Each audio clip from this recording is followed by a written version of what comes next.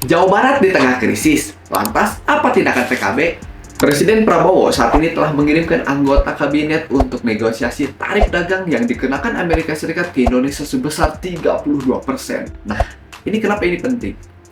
Singkatnya, jika Indonesia gagal negosiasi soal tarif ini, ada kemungkinan 1 sampai 1,5 juta pekerja di Indonesia akan terkena PHK. Wow. Kenapa bisa begitu? Karena ketika tarif impor naik, harga produk Indonesia pun yang diekspor ke Amerika Serikat harganya akan mahal. Jika harganya mahal, daya beli terhadap produk kita menurun dan nilai ekspor kita pun berkurang. Di tahun 2023 saja, nilai ekspor Indonesia ke Amerika Serikat senilai 14 miliar USD atau 235,7 triliun. Nah, kalau misalkan negosiasi gagal nih, angka perkiraan penurunan demand impor itu hampir setengahnya sekitar 8 miliar USD. Nah, nilai ini kalau diestimasikan ke dalam dampaknya ke bisnis, kemungkinan bisa menyebabkan PHK sebanyak 1 sampai 1,5 juta pekerja. Wow, ini memang sangat banyak. Dari sini, kita bisa kehilangan sekitar 1 sampai 2% GDP kita. Hal ini akan menciptakan lingkaran setan bagi kita. Contohnya seperti ini. Ketika banyaknya pengangguran, dampak dari tarif impor, daya beli jadi berkurang. Maka penjual akan kekurangan modal.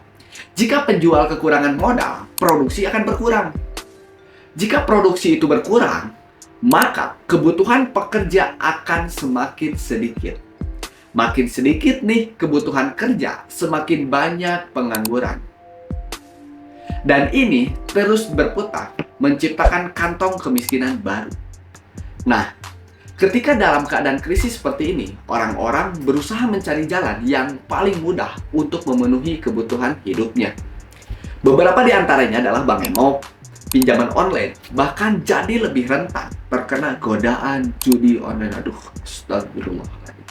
Meski faktanya, tarif Trump masih ditunda hingga 9 Juni 2025. Jawa Barat sudah bukan lagi dibayang-bayangi krisis, tapi justru di tengah krisis itu sendiri.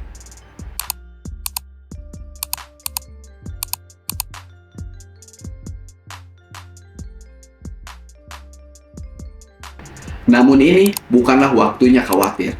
Orang-orang yang kalian pilih saat pemilu, yakni Dewan-Dewan Praksi PKB Jawa Barat, sudah menyampaikan dan mengupayakan aspirasi hingga tantangan yang sedang dan akan kalian hadapi.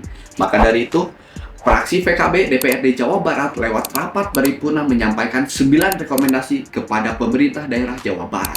4 diantaranya menyangkut persoalan yang sudah kita bahas tadi. Begini bunyinya.